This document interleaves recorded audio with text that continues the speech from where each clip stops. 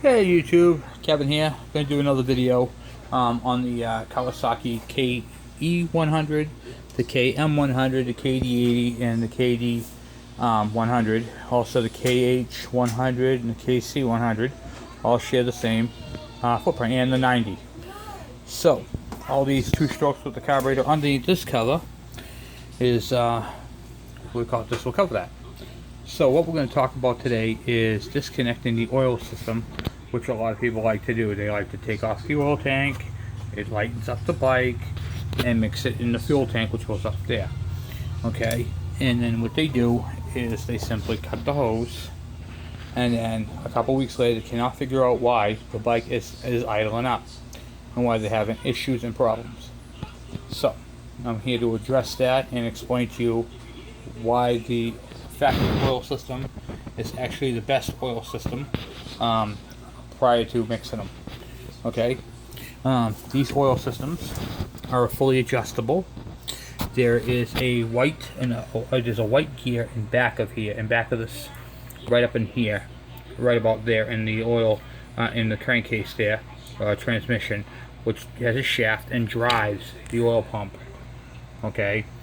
And what happens is when you disconnect that line, it causes the oil pump to run out of fuel, run out of oil, which comes through here, and then causes the pump to seize up. It strips out the gear in back here.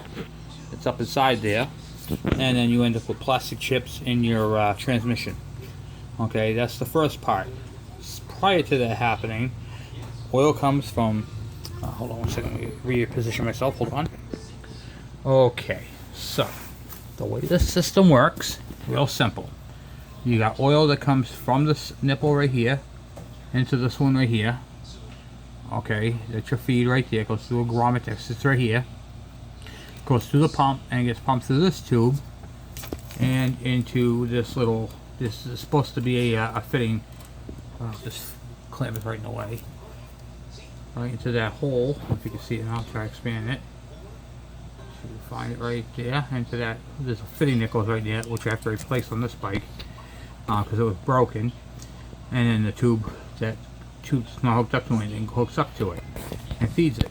Well, if you disconnect it, now this thing is sucking air. And the air goes through your pump and into this tube, and causes the bike to not be able to idle properly. And it's just a pain in the ass, to be honest with you. So, one of the things that a complaint about this oiler is that my oiler is not working. I ran it out of oil. I put it all back together, and it will not pump oil. And it was working prior to that, and the engine was starting to overheat, and then I shut it down, and blah blah blah. So I'm gonna tell you why. When you run these things out, you have to bleed them. That right there is the bleeder screw. You take that off and you'll let all the air out. So the oil will start to move down the tube into here, and then you'll have oil coming out of here. When that happens, you can simply close it. If not, you'll have to crank the engine, shut the engine off, but crank it until you get some air, expel the air. Then I have another complaint with these things. Well, my bike is really smoky. Okay, so let me explain to you that one. Okay, so I'll explain to you that one. You have a single throttle cable right here. Comes down into this little union right here, which goes into two cables. Okay, one cable goes into your carburetor. The other one goes down under here, through here, and operates your oil pump. So when you rev the engine, see it moving? That right there changes the ratio of oil that your bike is getting, because your oil's not pre-mixed. So this has to mix it, and it has to maintain that ratio. So what happens is, the more gas you have going in, the more oil you need, and that adjusts it. So if you have excessive oil, you might want to check this. Pull this down. I'll reposition my camera here. Okay, I don't think you can see it very well, but there we go. Good view right there. Right here, let me pop this cap off. right here is an index mark on that bank.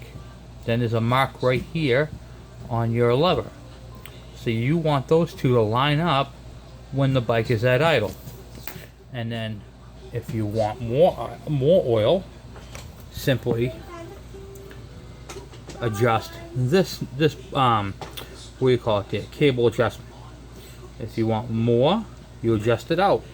If you want less, you adjust it in. But you want it to be at idle right here on this. And basically it's a rich, lean. So if you want more, it goes rich. If you want less, it goes lean. You don't want to run these things too lean because they do require the oil to stay lubricated so it doesn't burn the engine up. And that's how that system works. Also too, I get a lot of people adjusting the clutches at the hand grip. That is not how you do it. What you got to do to adjust these clutches is on your handlebars. You need to turn this adjuster all the way in. Okay. And you come down here and you loosen up that jam nut right there. First things first, you need to, when it's released, there's another index mark. See if I can focus in on it. There's one at the very top, a little bump, very kind of hard to see. Let me see if I can focus in on it.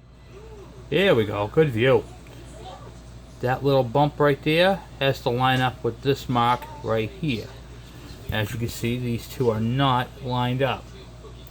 So, to line them up, you simply adjust that screw on the handlebar. That right there, when you adjust that, will move the lever, or the cable if you will. Where is it? I'm losing you here, hold on. I gotta shrink it back down. It will line it back up. Then you loosen up this jam nut right here in the middle. It's already loose as a goose. And then you adjust the clutch until it just touches, and then tighten up the jam nut. It's that simple. Just touches. You don't go any more than that. Just touches. Now, I see a lot of these bikes with stripped out screws. Anybody says, "Man, once you put those screws on there, they are extremely hard to take off." I've even got a special screwdriver, big giant screwdriver, and I still stripped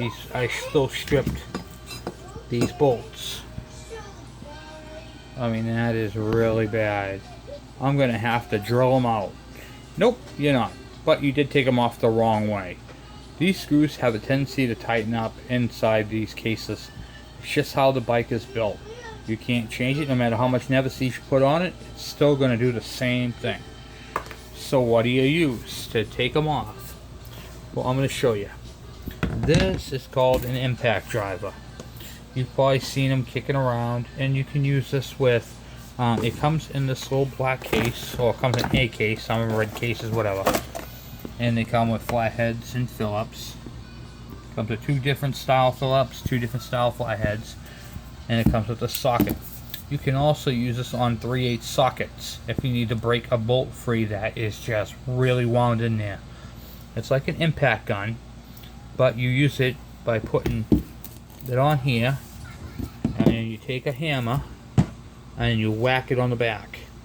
It's real simple, and you turn them to left to loosen, right to tighten. Lefty loosey, righty tighty. And it's real simple to operate.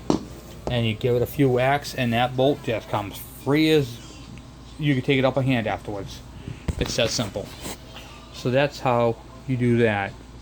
These are a few tips and what do you call it there? Advice that might be able to help you with your KD, your KM, or your KH, or your KD, whatever bike you have. And these two strokes work really well. see, when you do a premix with these carburetor jets aren't set up for premix. Okay, they're set up for just straight gas, and they are different jets for the premix because it's got oil on it, so it's a little thicker. It's not, you need to have it done properly. Also, too, is with the premix, these carburetors tend to load up, and then you'll have that hesitation, that bog. Whereas with the oil pump, you're not getting the oil in with your fuel, it's just straight gas going through it. These are a rotary valve engine.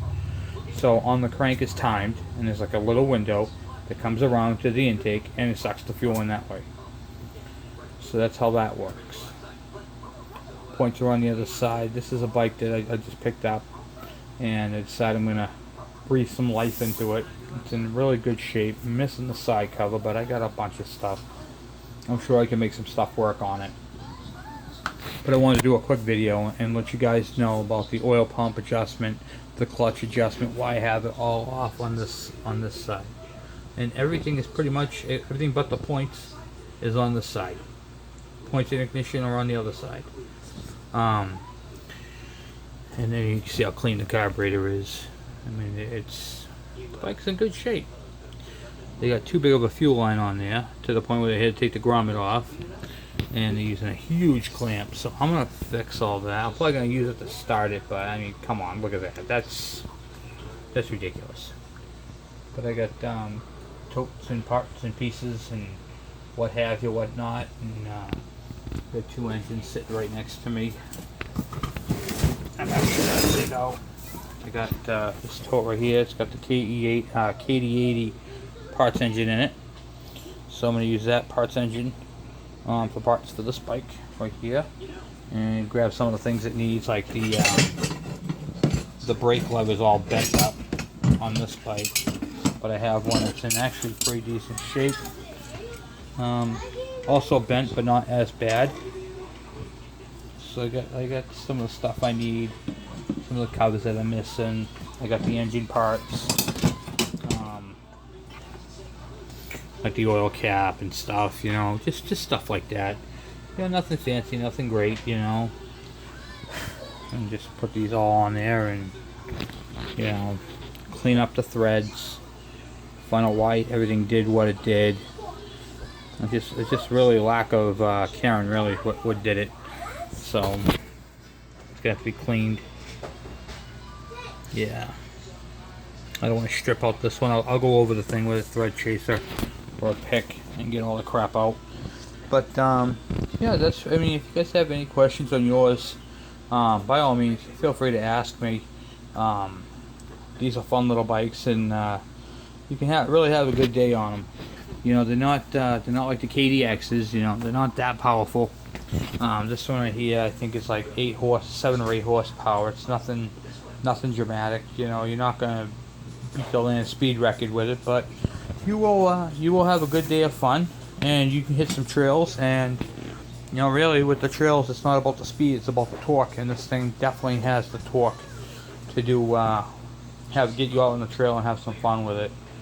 So anyway, that's pretty much all I have for right now. I just figured I'd share with you that. I'm gonna clean up the threads on that, put the cap on, put that little fitting on there, and probably do an update video later on. I'm going to try getting this thing running this week, and take some of the stuff off and switch it off on the other bike and go from there. So anyway, please subscribe, and thank you for watching.